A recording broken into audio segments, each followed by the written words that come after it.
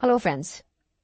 Now that you know how to build your algorithms, how to use your Python code to connect to your broker's API and start trading, I think it may be a good idea to talk about how you can deploy your algorithms in cloud. And why do we even need to bother about this? Why should you be even running your algorithms in cloud? Well, there are a lot of advantages.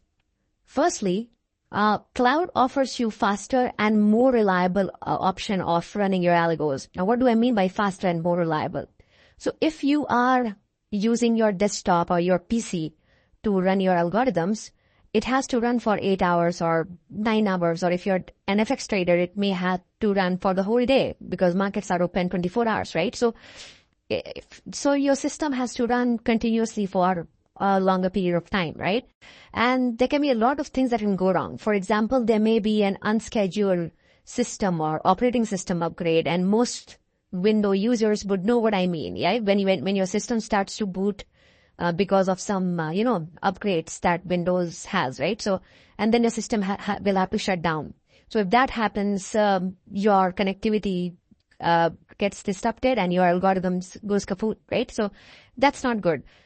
And if based on where you're located, you may be faced with power cuts or internet downtime. So that may also impact your algorithm and it may get disrupted. Also, your PC may have many applications running and that may impact performance. You may have a slow system, right? And it's a pretty general problem. A lot of people have slow systems because they have multiple applications running, and I am no exception, right? So, it's not really recommended that you run your algorithms from your desktop. It's okay if you're testing, right? It's okay if you're testing your algorithm, you want to run it for a few hours or 30-40 minutes, then it's fine. But if you want to get serious about algorithmic trading, you ideally want your algos to be hosted from a cloud-based application, okay? So that's the first advantage. And second advantage is that cloud offers you scalability. And what do I mean by scalability? So as you grow as a trader, if you decide to kind of deploy more algorithms, right? That would mean you require more computational resources, right? So, and your desktop PC may not be sufficient. For example, today you may be trading based on technical indicators. Tomorrow you may want to get into machine learning or deep learning based algorithms, right? And those algorithms require way more computational power, right? So these cloud products, these cloud platforms offer you scalability, meaning you can buy multiple instances based on what kind of computational requirement you have. And that's an amazing flexibility that you have, and that will help you build fairly sophisticated trading systems, okay? And another benefit which is part of scalability is that you pay as you go. So you pay only for the computational resources that you're using, which is amazing, okay? And I have been using cloud for like over 2 years now, and it's not that bad on the pocket if you are a retail trader. And if you're only trading, if you're only trading for yourself, all you're looking at is a monthly expense of $20 or $25, $30, right? Based on what kind of trader you are. So it's not that bad. It's fairly decent. And, that's why I recommend, cloud to even retail traders. Okay. So you have many options available. We are spoiled for choices these days.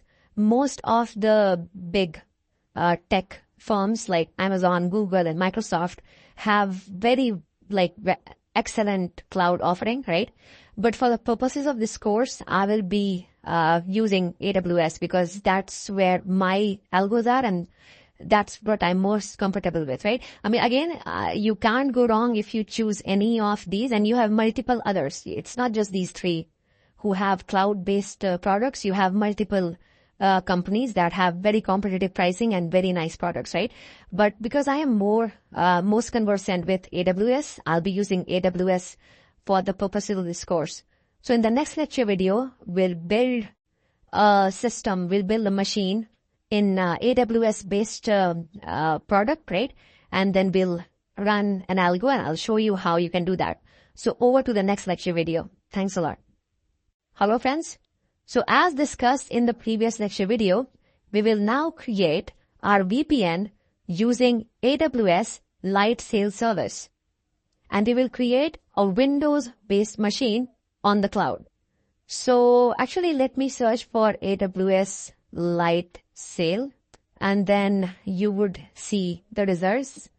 Let me click on this one, the virtual private server using AWS Light Sail. And you can see that at the time of creating this lecture video, they do have a 3-month free option, which is pretty good. If you are simply exploring whether this thing works for you or not, I think this is the perfect time to enroll and get this 3 months of free service. To use Amazon Light Sail, you would have to create an AWS account. Since I already have one, let me log into my console. Alright, and now I am inside my AWS console. And many of you would not see Light Sail when you log in. What you'll have to do is that just click on View All Services. And once you are in View All Services, you can click on Light Sail. So in my other lecture videos, I have created content on EC2. But as discussed, I think Light Sail is a better platform, is a better service to deploy your MT5 based systems. So that's the reason we'll go with Light Sail. So let me click on Light Sail, and you would come to the Amazon Light Sail landing page. So you can see that I already have a server, but that's fine. I'll create a new instance just to show you how to go about doing it. So let me create a new instance.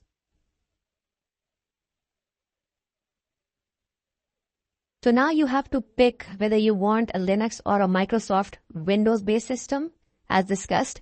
Because MT5 API is only supported for Microsoft operating system, we will have to go with Microsoft Windows operating system. And then you have an option whether you want to go with Windows Server 2022 or Windows Server 2019. You can look up the differences between the two.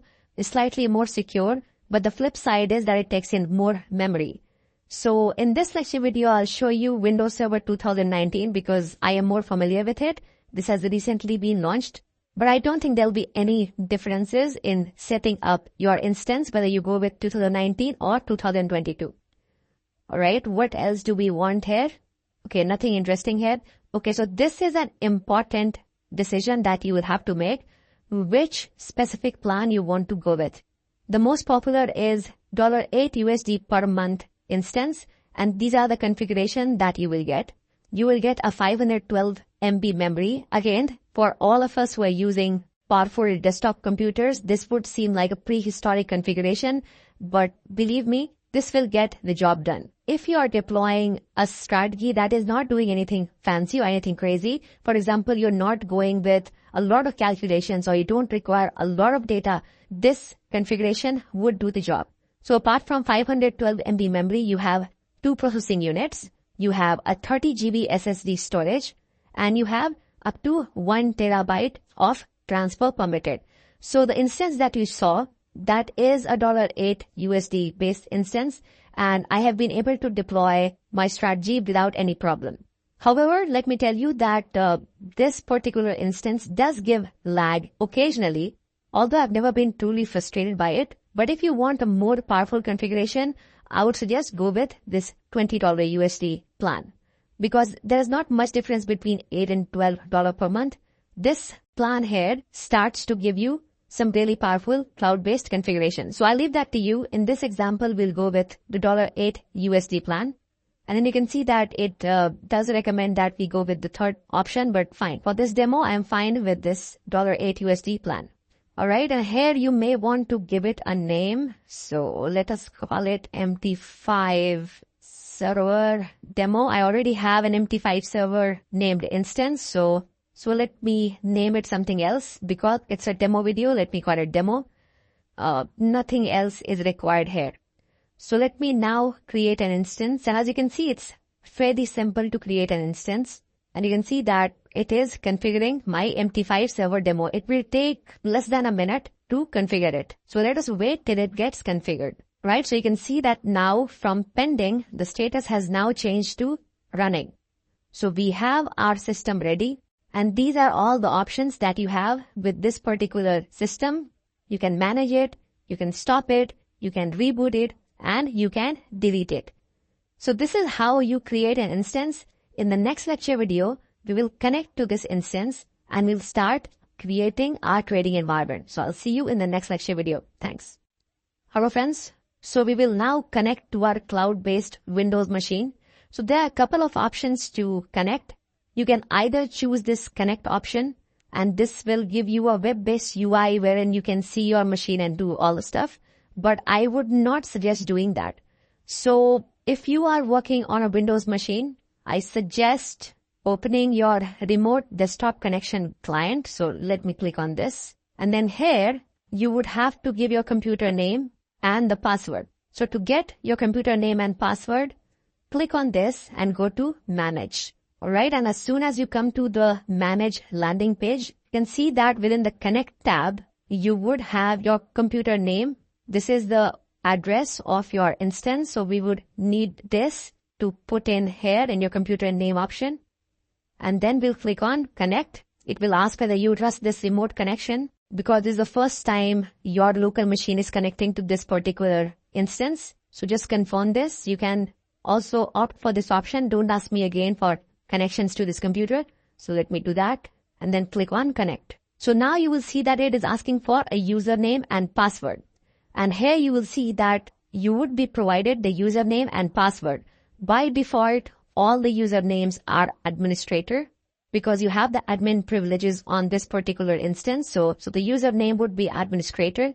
And then for password, you will have to click on retrieve default password. And one thing I would want to mention here is that it may take up to a few minutes to get this password. So you may see a message that your default password is not ready or something like that. Do not panic. Come back after a few minutes and you would surely be able to get your password. So I am not graying out this particular password because I'm anyways going to delete this instance. So nobody is going to be able to use these login credentials. So it's okay. So copy this instance password and save it somewhere safe. Alright. So let me close that window. And now let me put in the password here. You can click on Remember Me, but I don't want to do that because my remote desktop client already remembers my login credentials for the other instance that I use. Alright, so let me click on OK. Again, it will give you a couple of security related prompts. Just read it and accept it. And sure enough, you have your instance opened in front of you. So you can see that my instance is getting configured. This is my machine. It's just like how you would log into your local machine. And this step might take a few minutes again based on your connectivity and other factors, but it should not take an inordinate amount of time. Just like when you configure your home computer, you would have some prompts, for example, where you want this machine to be discoverable by other PCs and devices on the network. Although it's not going to be pertinent in our case, but let's go with the option yes. Alright, it took a few minutes, but this is how your finished instance should look. I think they have a standard page, and on your wall screen, they would mention your instance related information, host name, memory, blah, blah, blah. So this is some useful information. And then just like any Windows machine, you can start working on it. So here I just clicked on the Windows icon and I've got all the options here. And you can see this is a very basic configuration. You don't have your typical softwares like Windows Office tools, etc. So everything you would have to install. Whatever you need, you would have to install. And my suggestion is do not install applications that you don't need. Because this is not a very powerful system, have only the softwares and applications that you must install in order to be able to run your strategies. Alright, so that's very important. One more thing I would like to caution here is that when the machine has just configured, a lot of background programs are running, and you will see that starting out, there would be some lag, or you would find it a bit frustrating to work with it, especially if you are trying to install packages, etc. It would slow down. But it's okay, it's just a one-time pain. It's a fairly cheap and a fairly basic instance, so it is allowed these minor tantrums. But let me assure you that once everything gets stabilized, you should not find a lot of issues with this. Again, this is a $8 per month instance. With more powerful instances, things should be fairly smooth. Alright, in the next lecture video, we'll see how we can transfer files into this instance and install the application. So I'll see you in the next lecture video. Thanks. So continuing from where we left off, in this lecture video, we'll see how we can transfer files into and out of your virtual machine. Alright, and one thing I want to make clear is that between the last lecture video and this lecture video, I went for a run and I'm back after 1 hour. And I did that intentionally because whenever you create a Windows-based instance, there are a lot of scripts which are running in the background whenever the instance is created. And those are required to optimize your instance. And you can feel it. Things like creating a folder itself will take, over a minute because there are a lot of background programs which are running. And since you only have a 512 MB RAM, there's a lot of competition for the same memory space that all the programs are trying to hog. So it's always recommended that when you create an instance, let the background scripts run, let the optimization happen for a couple of hours, and then resume your work on that instance. So just putting that recommendation out there. But if you feel that you can work with all these background scripts running when the instance is being optimized or stabilized, be my guest. Okay, so right now let me first create a folder called MT5. And you can see that there are a couple of seconds of lag, which is fine. So MT5.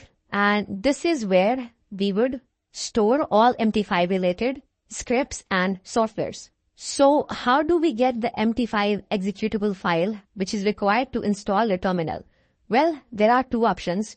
First, and a bad option, is to use the Explorer provided to you along with this instance. Although I would strictly recommend against using it, internet browsers, including Internet Explorer, are highly resource intensive. And since resource is scarce in this instance that we have created, I would not recommend using it. Some of you may be tempted to install Chrome. Please don't do it. So any browser-related work that you want to do it in your home machine and then transfer files in and out of this particular instance. So let me show you how to do that. So let me go out of this instance and let me go to my local machine. Alright, so this is my local folder. I've created a folder called MT5 and I have downloaded the MT5 setup within this download folder. If you recall, this is the exact same application that we used in the initial part of this course to install the MT5 terminal on our machine. So all I'll do is copy this, Control C, then I'll go to my instance. So let's go there and all you have to do is paste it here. And you can see that it is copying that file in this folder. Alright, so we have got the MT5 executable.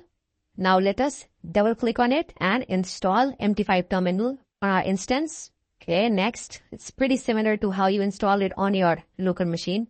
Alright, so the installation has finished and you can see that we have got the MT5 and MetaTrader 5 applications ready to use on our VPN machine. Let me quickly open the terminal. Alright, and you can see that the terminal has been rendered in the background. So let me close this folder and it is asking us to configure your account, log in your existing account. So you already know this step, so I'm not going into the details. Just choose whichever MT5 compliant broker you're working with and simply log into that account and start trading. Right, so I'm not going to set up an account here. So let me close this. Now let me minimize this and let me go back to the folder. And you can see that the system has again slowed down and that's expected because this is a pretty heavy software that we have recently installed. So Windows will take some time to get used to it, but right now you can see that it is gasping for air. It usually happens at the time of installation, so you need to be a bit patient. There is no way around it, unfortunately. Alright, so the next important software that you need is the Conda Package Manager, which will help install Python on this machine. So I typically suggest people to install Anaconda, but for this machine, I would not recommend to install Anaconda, but Miniconda. So Miniconda is the abridged version of Anaconda. So it's much lighter and has the bare bones packages that are required to have Python up and running on your machine. So in this case, I would suggest that you install Miniconda. So let us do that. Let's again go back to our local machine. So just search for Miniconda, download, whatever. Okay, so Miniconda documentation. Then here we would want to go to Windows, Miniconda 3, Windows 64-bit, and then it will start downloading the package. Okay, so I've got this package here. So all I'll have to do is copy this, then go back to our VPN machine and paste it here. Alright, so you can see that the Miniconda application has been copied. It's a 75 MB file. And if you recall, the Anaconda application is close to 800 MB. So as you may have figured out just by looking at the size of the application, this is much lighter than the Anaconda package. So let us stick to Miniconda. So I'm not going to install it here. Again, installing it is fairly straightforward. Just double click and choose all the default options and it will install Python on your machine. So in a bit, I will take you to the VPN that I actually use, that I have configured, in which I have created my trading environment. And then I'll show you how everything will look after installing Miniconda. So just one more thing, you may have to install a text editor. So by default, you would get a notepad. As you can see that we have notepad, but updating your Python code in notepad is not really recommended. And you may have to edit your codes, tweak your codes a bit within this instance itself. Although you can do it in your local machine and then copy it over, but it's always a good idea to have a good text editor which helps you edit your scripts as well. So I would recommend that you get Notepad++. So at this point, let me take you to my other instance where I have set up my trading environment. Okay, so this is the trading environment that I presently have. The live trading is actually going on right now. Let me show you. So the code is running and you can see that I am taking on positions and just playing with a script here. And all this is happening on the Darwinx live platform. So once you install Miniconda, you would see something like this, Anaconda prompt, Miniconda 3. So let's open that. All right. And here we will run the command pip list or pip freeze, whatever. So this will give all the applications that I presently have in my machine. So the ones that are important are pandas. So you would have to install pandas. You would have to install NumPy, although when you install pandas, NumPy should get installed automatically. Matplotlib if you want to run your backtesting code and see how the chart looks. Where is MT5? MT5 is the most important, MetaTrader 5. So you would want to install this package. And one more that you would need is PyTZ.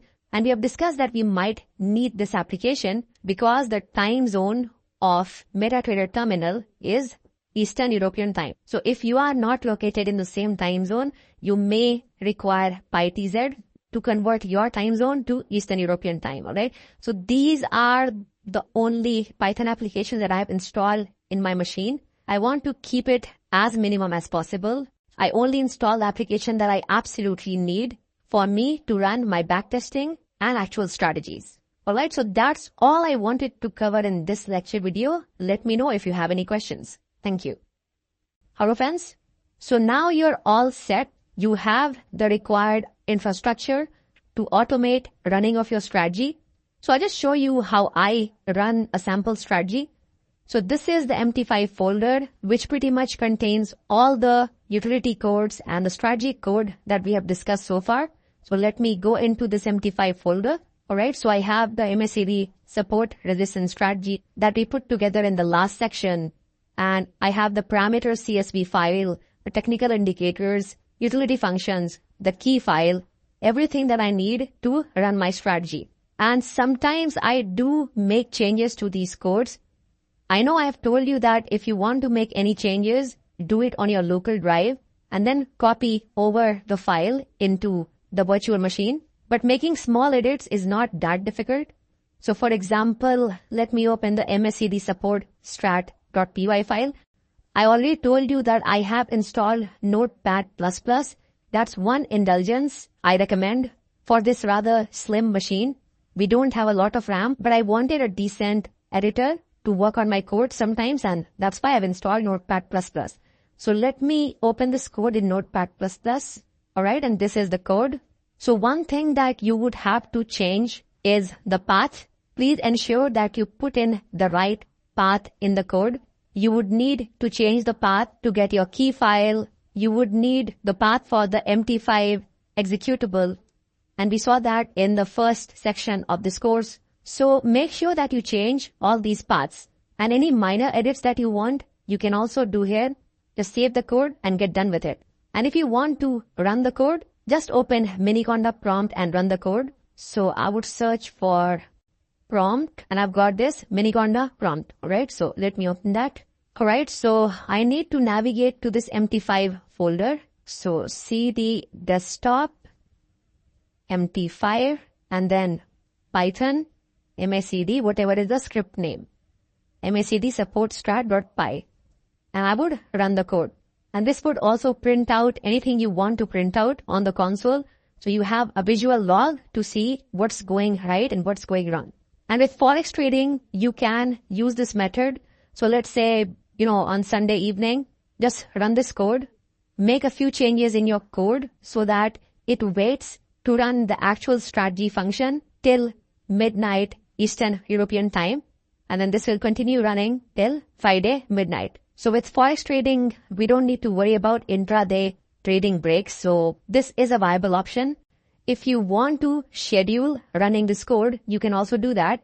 And for that, you would have to use Windows Task Scheduler. So let me show you how you can do that. So search for scheduler. Alright, so task scheduler. So let me open this. Right, and you've got the task scheduler window pop up. Setting up a new task is fairly straightforward and a lot of people do that. And you will find a lot of helpful documents on internet on how to do that. But let me quickly show it to you. Alright, so if you click on task scheduler library, it will show you all the tasks that you have. So right now I do not have any tasks that I have created. So this is an Amazon EC2 task. This is created when you set up this machine. So what you need to do is click on create task. Alright, you can name it whatever, demo strategy or whatever, MT5 demo strategy, let me name it. You can give a description if you want. Alright, and in general, make sure that it has administrator privileges. So run with highest privilege. Run only when user is logged on. You may want to change this requirement. Run whether user is logged on or not, doesn't matter. It will run when the time comes. Then let's go to triggers. When you want to run this, so let's open a new trigger. So I want to run this code weekly on Mondays. Again, my virtual machine has London time. This is London local time, which is 2 hours before Eastern European time. So I'll have to schedule it accordingly. So let me start it from 15th of Jan. Occurs every week on Monday. Time would be 10 p.m. because 10 p.m. London would be midnight Eastern European time. Alright? If you want to give a delay, you can give a delay here, 1 second or 2 seconds, but 10 p.m. is fine. You can set up an expiry time if you want this to end this schedule.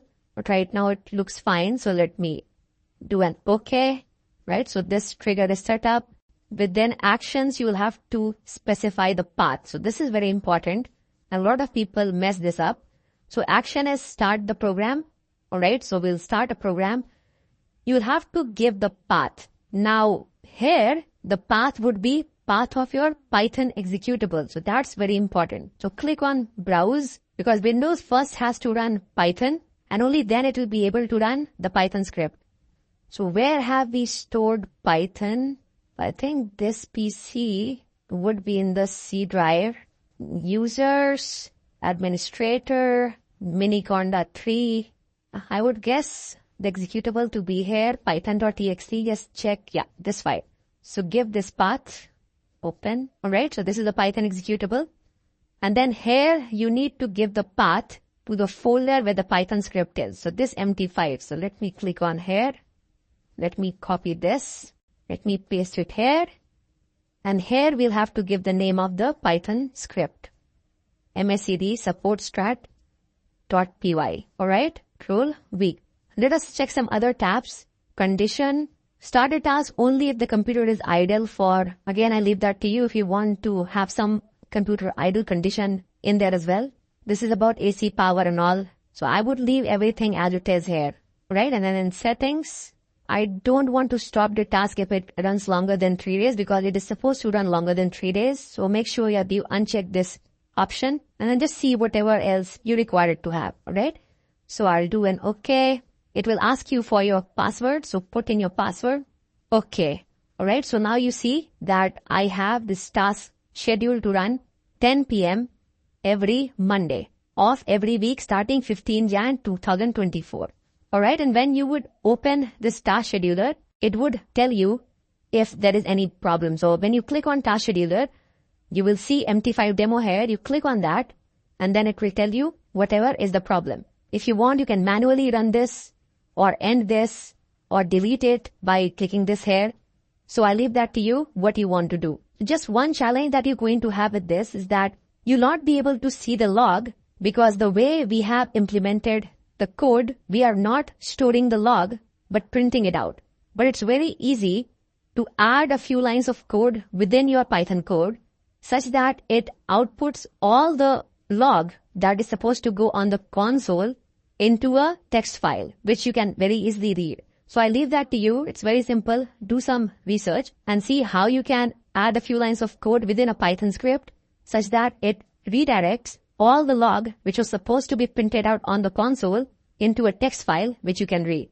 So if you're going to go this route, make sure that you add those 2 lines of code within your script. Alright, but once again, I do not follow task scheduler. I mean, there are challenges. Once again, it's a Windows program, so it has its own overhead. I don't really use it, but if you want, give it a try and let me know if you find it good enough to continue using it. So I am going to remove it. So let me delete this. Yes. So I continue to run the code on Sunday evening. I have a few lines of code that waits for midnight Eastern European time to kick in, and then only the code starts. So that's a viable option. So if you want, you can go ahead with it. So this is all I wanted to cover in this section. The whole idea is that you should be able to have a virtual machine where you can run your code uninterrupted. But before I end this session, let me give you a warning. I have had a few instances when this AWS instance crashed when I was not on my desk. So let me actually show you when my instance crashed. So this is my instance. Let me go to manage. So within manage, go to metrics. And then here where you see CPU overview, click on the drop down and select instance status check failures. Alright, so this is past 1 hour. Let me go past 1 week and look at this. On 12th of Jan, I got a system crash. So thankfully it was a Friday afternoon, so pretty much all my trading had completed. But you can have things like this. So it's always a good idea to prepare for such eventualities.